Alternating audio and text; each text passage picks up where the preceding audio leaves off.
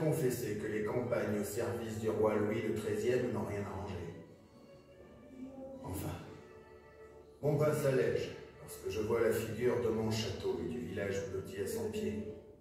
Fier, dressé sur son plateau et toisant les vallées de la Beuse et de la Lourde, à l'endroit même où jadis s'étendait un camp romain, d'aucuns disent. Tour à tour place forte de mes illustres ancêtres, puis demeure de plaisance. Témoin de son glorieux passé, il me plaît d'admirer jour après jour la tour que l'on dit du Mort ou de Bretagne. Peut-être contemporaine de l'époque où les Anglais menaient sur ces terres la guerre contre le royaume de France.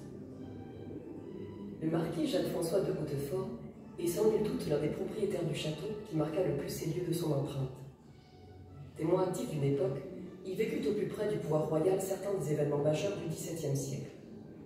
Il fut notamment nommé en 1656 première écurie d'Anne d'Autriche, femme du roi Louis XIII, et occupa la fonction de conseiller du roi.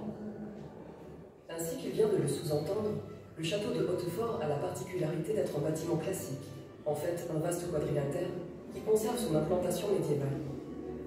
Dès le IXe siècle, les archives confirment la présence d'un château ici même, le castrum de Hautefort, dont nous ne connaissons malheureusement que peu de choses, si ce n'est qu'il s'agissait alors d'un donjon encerclé de tours, elle-même reliée par des remparts. L'un des bâtiments les plus anciens subsistant ici est la tour de Bretagne mentionnée par le marquis.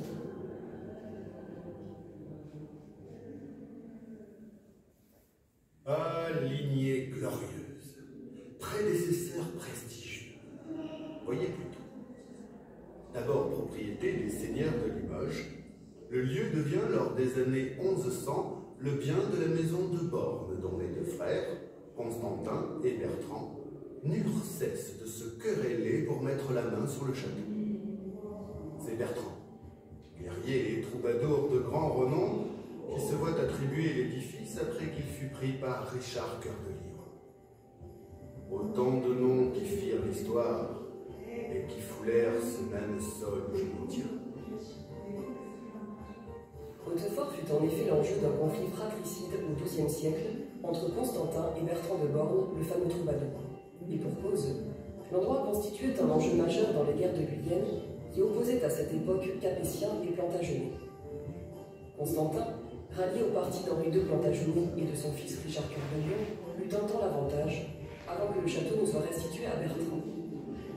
À la fin du XVe siècle, l'édifice et ses terres passent aux mains d'une branche de la famille de Montaut, qui fait sien le nom et les armes de Hautefort.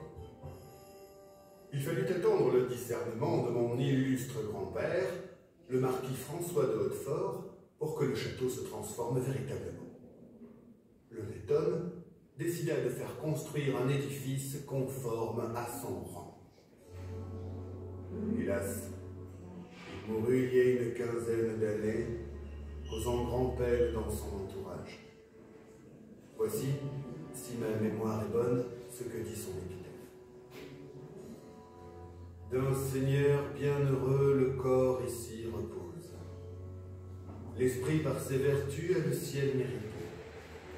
Sa gloire n'est pas toute dans cette tombe enclose, car en servant six rois avec fidélité contre les étrangers et huguenots rebelles, sa valeur par ses faits l'a rendu immortel. François de Hautefort, grand-père de notre marquis, est en effet un homme illustre ayant eu de hautes fonctions militaires à la cour du roi.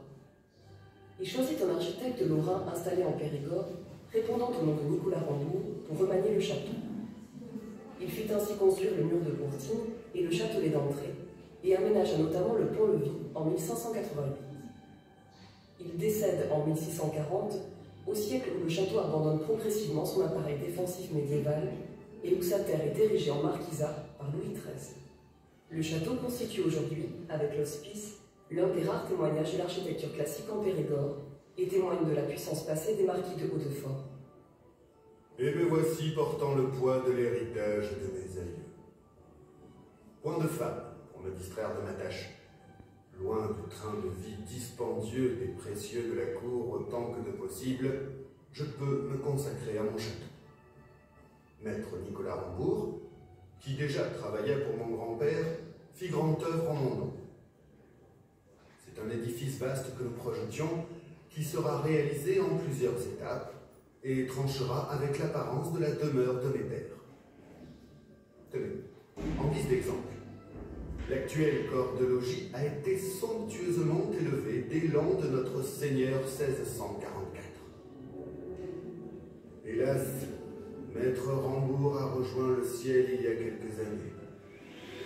Mais on ne saurait cesser le travail ici. Un successeur lui sera donc trouvé dès que nous le voulons.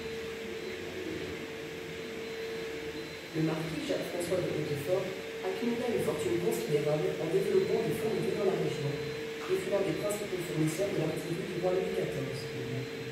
C'est cette fortune qui fut mise à contribution pour embellir considérablement le château de famille, lui donnant l'apparence qu'on lui connaît aujourd'hui, ainsi que sa renommée.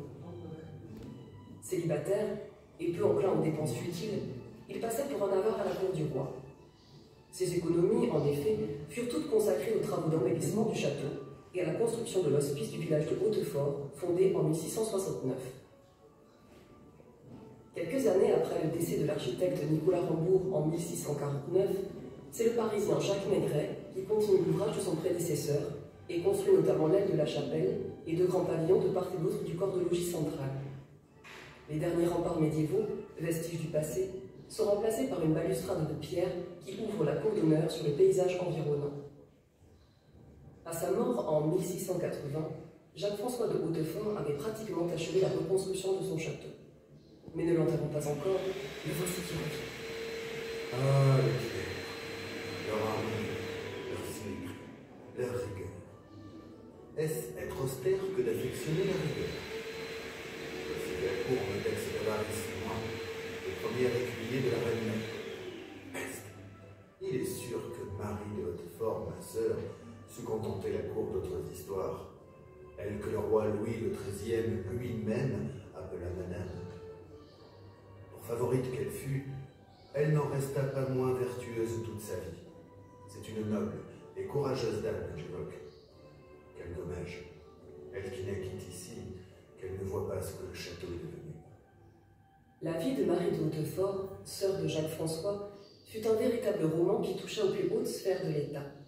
Elle reste célèbre, outre son audace et son abnégation, pour sa beauté légendaire, tant et si bien qu'elle fut surnommée la Belle Aurore à la cour.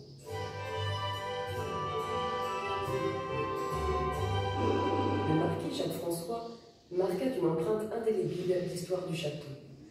À sa suite, la famille de Hautefort conserva l'édifice jusqu'au XIXe siècle, sans même avoir à émigrer durant la Révolution française, tant elle était estimée par la population locale. En 1818, la dernière descendante de la famille épouse le baron Maxence de Damas et donne un nouvel élan à l'embellissement du château. À la demande du baron, le comte de Choulot, paysagiste réputé, crée ici le parc à l'anglaise et les jardins à la française, dont les buis sont aujourd'hui aussi renommés que les pierres du château. Le parc couvre l'arrondi de la colline et se développe sur une trentaine d'hectares. Mais ruinés à la fin du XIXe siècle, les Damas sont contraints de vendre leurs biens.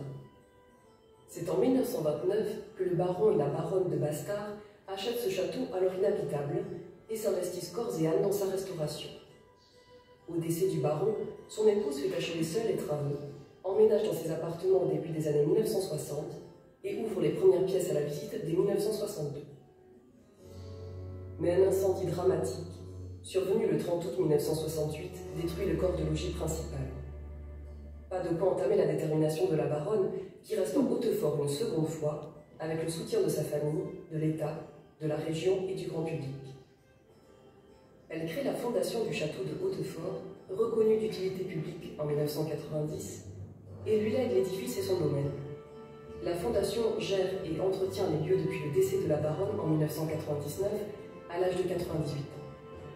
Aujourd'hui, la fondation est forte d'un conseil d'administration, d'une équipe permanente renforcée l'été par des saisonniers, tous dévoués à poursuivre la restauration, l'entretien et la mise en valeur de l'édifice, appuyés par monsieur et madame David Veil, les principaux mécènes actuels, et sans compter près de 70 000 visiteurs par an qui contribuent à faire vivre ces lieux.